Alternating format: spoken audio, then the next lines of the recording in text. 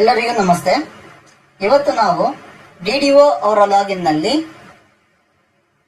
ಹೊಸ applicant submit ಮಾಡಿರೋ applications ನ ವೆರಿಫಿಕೇಶನ್ ಹಾಗೂ ಸ್ಕ್ರೂಟಿನಿ ಹೇಗೆ ಮಾಡೋದು ಅಂತ ತಿಳ್ಕೊಳ್ಳೋಣ. ಮೊದಲಿಗೆ ನಾವು ಕರ್ನಾಟಕ ಗವರ್ಮೆಂಟ್ ಇನ್ಶೂರೆನ್ಸ್ ಡಿಪಾರ್ಟ್ಮೆಂಟ್ ವೆಬ್ಸೈಟ್ಗೆ ವಿಸಿಟ್ ಮಾಡಬೇಕು. ಇಲ್ಲಿ ಡಿಡಿಒ ಅವರ KGID ನಂಬರ್ನ ಎಂಟ್ರಿ ಮಾಡಿ, ನಂತರ ಮೊಬೈಲ್ ನಂಬರ್ ಮೇಲೆ ಕ್ಲಿಕ್ ಮಾಡಿ. ಮೊಬೈಲ್ ನಂಬರ್ ಆಟೋ ಫೆಚ್ ಆಗುತ್ತೆ. ಈಗ ಅಥೆಂಟಿಕೇಟ್ ಬಟನ್ ಮೇಲೆ ಕ್ಲಿಕ್ ಮಾಡಿ.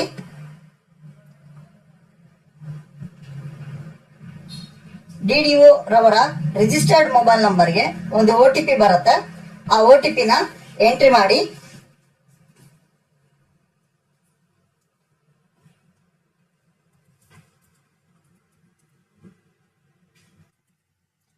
ನಂತರ ಕ್ಯಾಪ್ಚರ್ ನ ಎಂಟ್ರಿ ಮಾಡಿ. ಈಗ ಲಾಗಿನ್ ಬಟನ್ ಮೇಲೆ ಕ್ಲಿಕ್ ಮಾಡಿ. ನಾನು ಡಿಡಿಒ ಆಗಿ ಲಾಗಿನ್ ಆಗಬೇಕಾಗಿರೋದ್ರಿಂದ ಡಿಡಿಒ ನ ಸೆಲೆಕ್ಟ್ ಮಾಡಿ ಸ್ವಿಚ್ ಕ್ಯಾಟಗರಿ ಬಟನ್ ಮೇಲೆ ಕ್ಲಿಕ್ ಮಾಡಿ. ಈಗ ನನಗೆ ಡಿಡಿಒ ರವರ ವೆಲ್ಕಮ್ ಸ್ಕ್ರೀನ್ ಓಪನ್ ಆಗುತ್ತೆ. ಈಗ ನಾನು ಅಪ್ಲಿಕೇಶನ್ ವೆರಿಫಿಕೇಶನ್ ಮಾಡೋದಕ್ಕೆ ಅಪ್ಲಿಕೇಶನ್ ಫಾರ್ ವೆರಿಫಿಕೇಶನ್ ಆಪ್ಷನ್ ಮೇಲೆ ಕ್ಲಿಕ್ ಮಾಡಿ. ನಂತರ NB application for verification link ಮೇಲೆ ಕ್ಲಿಕ್ ಮಾಡಿ. ಈಗ ನನಗೆ submitted application for verification page open ಆಗುತ್ತೆ. ಇಲ್ಲಿ ನಾನು ವೆರಿಫಿಕೇಶನ್ ಮಾಡಬೇಕಾಗಿರೋ ಅಪ್ಲಿಕೇಶನ್ಸ್ ನ ನಾನು ಪೆಂಡಿಂಗ್ ಅಪ್ಲಿಕೇಶನ್ ನಲ್ಲಿ ನಾನು ನೋಡಬಹುದು. ಈಗ ಅಪ್ಲಿಕೇಶನ್ ಓಪನ್ ಮಾಡೋದಕ್ಕೆ ವ್ಯೂ ಅಪ್ಲಿಕೇಶನ್ ಬಟನ್ ಮೇಲೆ ಕ್ಲಿಕ್ ಮಾಡಿ. ಮೊದಲಿಗೆ ನಾವು ವರ್ಕ್ ಫ್ಲೋ ಡೀಟೇಲ್ಸ್ ನ ನೋಡಬಹುದು. ಅಪ್ಲಿಕೆಂಟ್ ಅಪ್ಲಿಕೇಶನ್ ಸಬ್ಮಿಟ್ ಮಾಡಿದ್ದಾರೆ ಡಿಡಿಒ ಅವರಿಗೆ. ಈಗ ಡಿಡಿಒ ಅವರಲ್ಲಿ ಅಪ್ಲಿಕೇಶನ್ ಪೆಂಡಿಂಗ್ ಇದೆ. ಈಗ ಅಪ್ಲಿಕೇಶನ್ ಫಾರ್ಮ್ ಓಪನ್ ಮಾಡೋದಕ್ಕೆ ನೆಕ್ಸ್ಟ್ ಬಟನ್ ಮೇಲೆ ಕ್ಲಿಕ್ ಮಾಡಿ. ಈಗ ಅಪ್ಲಿಕೇಶನ್ ಫಾರ್ಮ್ ಟ್ಯಾಬ್ ಓಪನ್ ಆಗುತ್ತೆ. ಇಲ್ಲಿ ನಾವು ಅಪ್ಲಿಕೇಶನ್ ಫಾರ್ಮ್ ಹಾಗೂ ಮೆಡಿಕಲ್ ಫಾರ್ಮ್ ನ ನಾವು ಇಲ್ಲಿ ನೋಡಬಹುದು.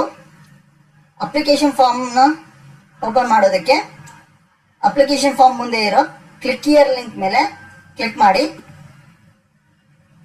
ನಾವಿಲ್ಲಿ ಅಪ್ಲಿಕೆಂಟ್ ಫಿಲ್ ಮಾಡಿ ಸಬ್ಮಿಟ್ ಮಾಡಿರೋ ಅಥವಾ ಅಪ್ಲೋಡ್ ಮಾಡಿರೋ ಅಪ್ಲಿಕೇಶನ್ ಫಾರ್ಮ್ ನ ನಾವು ನೋಡಬಹುದು. ಹಾಗೇನೆ ಮೆಡಿಕಲ್ ಫಾರ್ಮ್ ಮುಂದೆ ಇರೋ ಲಿಂಕ್ ಕ್ಲಿಕ್ ಹಿಯರ್ ಮೇಲೆ ಕ್ಲಿಕ್ ಮಾಡಿ. ನಮಗೆ ಮೆಡಿಕಲ್ ಫಾರ್ಮ್ ಓಪನ್ ಆಗುತ್ತೆ. ಇಲ್ಲಿ ಅಪ್ಲಿಕೆಂಟ್ ಅಪ್ಲೋಡ್ ಮಾಡಿರೋ ಮೆಡಿಕಲ್ ಫಾರ್ಮ್ ನ ನಾವು ನೋಡಬಹುದು. ಈಗ ಅಪ್ಲಿಕೇಶನ್ ಫಾರ್ಮ್ ನಲ್ಲಿ ನಾವು 5 ಫಾರ್ಮ್ಸ್ ನ ನೋಡಬಹುದು. ಮೊದಲಿಗೆ view basic and KGID details, view family details and nominee details, view personal details, view payment details ಹಾಗೂ view medical examination report.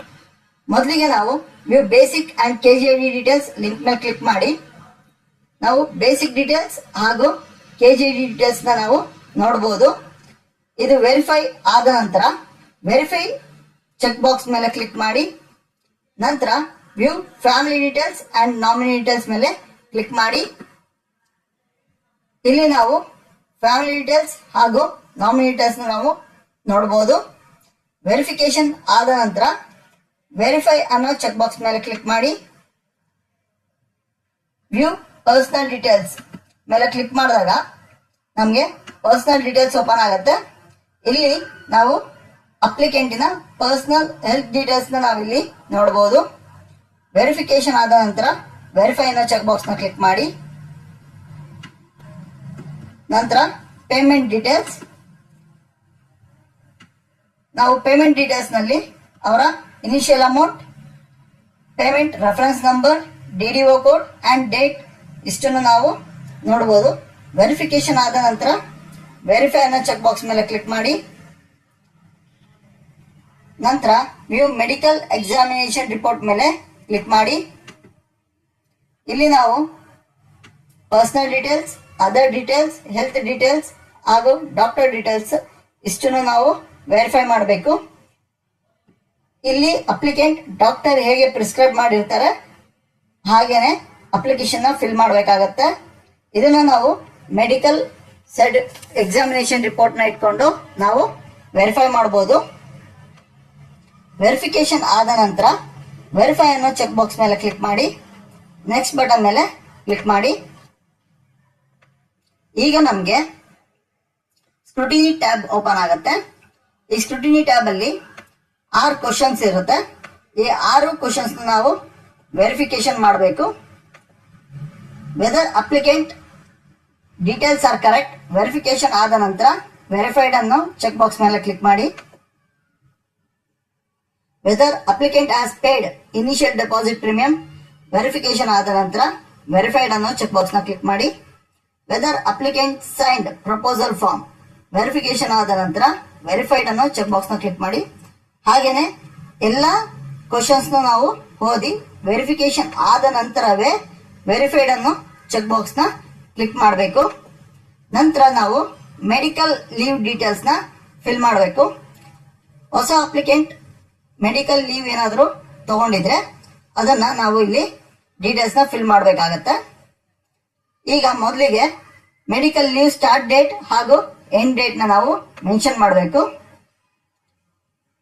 So medical leave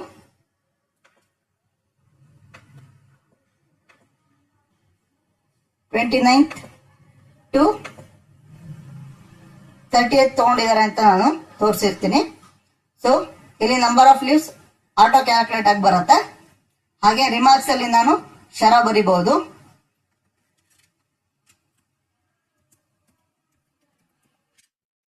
ಹಾಗೆ ಸಪೋರ್ಟಿಂಗ್ ಡಾಕ್ಯುಮೆಂಟ್ ಏನಾದರೂ ಇದ್ರೆ ಅದನ್ನ ನಾನು ಅಪ್ಲೋಡ್ ಕೂಡ ಮಾಡಬಹುದು. ಹಾಗೇನೆ ಮೆಡಿಕಲ್ ರಿಯಂಬರ್ಸ್ಡ್ ಇದ್ರೆ ಎಸ್ ಅಂತ ಅಂದ್ಬಿಟ್ಟು ಸೆಲೆಕ್ಟ್ ಮಾಡಿ.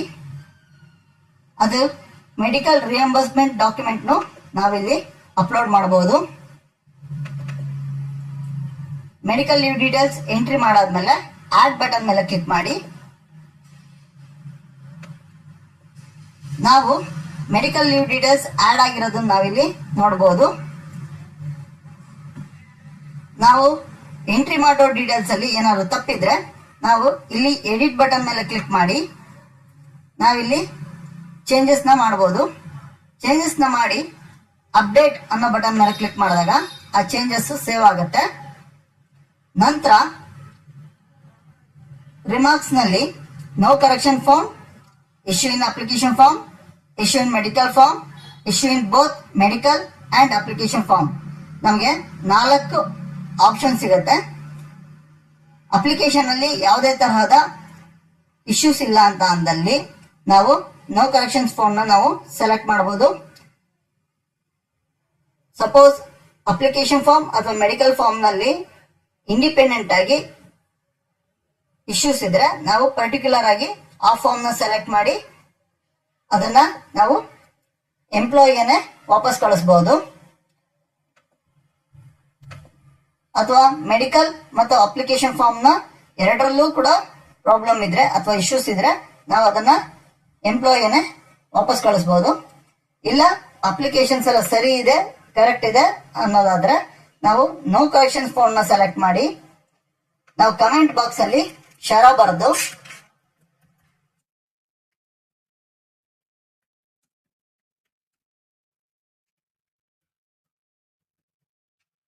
ಫಾರ್ವರ್ಡ್ ಟು KJID ಆಫೀಸ್ ನ ಸೆಲೆಕ್ಟ್ ಮಾಡಿ ಸೆಂಡ್ ಬಟನ್ ಮೇಲೆ ಕ್ಲಿಕ್ ಮಾಡಿ. ಈಗ ಕನ್ಫರ್ಮ್ ಚೇಂಜಸ್ ಕೇಳತ್ತೆ. ಓಕೆ ಬಟನ್ ಮೇಲೆ ಕ್ಲಿಕ್ ಮಾಡಿ. ಈಗ ಅಪ್ಲಿಕೇಶನ್ KJID ಆಫೀಸ್ಗೆ ಫಾರ್ವರ್ಡ್ ಆಗಿರುತ್ತೆ. ಇವತ್ತು ನಾವು DDO ಅವರ ಲಾಗಿನ್ ನಲ್ಲಿ ಅಪ್ಲಿಕೇಶನ್ ವೆರಿಫಿಕೇಶನ್ ಹಾಗೂ ಸ್ಕ್ರೂಟಿನಿ ಹೇಗೆ ಮಾಡೋದು ಅಂತ ತಿಳ್ಕೊಂಡ್ವಿ. Thank you.